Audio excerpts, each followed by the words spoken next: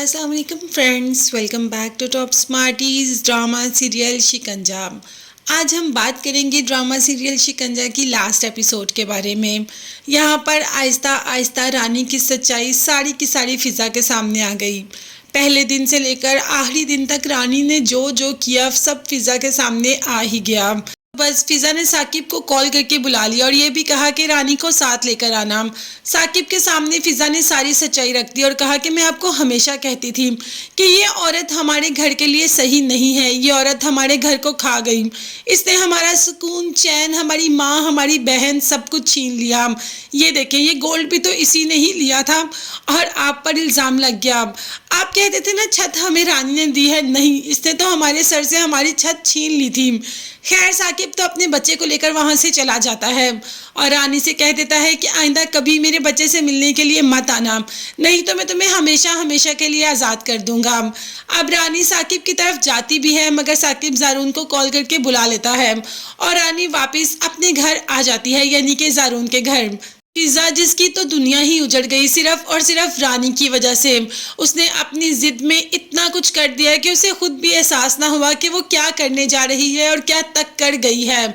दूसरी तरफ जीनत, उसको भी अभी तक एहसास ना हुआ, सब कुछ करके भी अभी भी वो वैसी की वैसी है। अब तो शौहर भी उसे छोड़कर चला गया और कुछ नहीं तो अरहम को काफ़ी रोक रही थी मगर अरहम ने कह दिया कि तुम्हें मैं नहीं चाहिए, अगर तुम्हें मैं चाहिए होता तो क्या पता मैं तुमसे मोहब्बत भी कर लेता, मगर तुम्हें कभी मेरी ज़रूरत थी ही नहीं, तुम्हें सिर्फ ये घर चाहिए था, तो आज ये घर तुम्हें मुबारक हो। मैं तुम्हें और इस घर को छोड़कर हमेशा हमेशा के लिए जा रहा हूँ। दूसरी तरफ अरहम की माँ भी तो इस दुनिया से चली गई मगर जाती जाती पुप्पो अपने बच्चों से माफ़ी मांग गई और यही बात अब अरहम को खा रही है कि अपनी माँ को लास्ट में कितनी तकलीफ़ दी सिर्फ और सिर्फ जीनत की वजह से। इसीलिए अब जीनत को छोड़कर हमेशा हमेशा के लिए चला जाता है। हम फिज़ा को तो भूल ही गए, फिज़ा जिसका कि रो रो कर बुरा हाल है जब उसे ये पता चला कि रिदा और उसकी माँ इन दोनों की जुदाई का कारण कौन है, सिर्फ और सिर्फ रानी। अब तो रानी की भी शामत आ ही गई। रानी का बच्चा जो रानी से छीना तो रानी बिल्कुल नीम पागलों वाला बिहेव करना शुरू हो गई।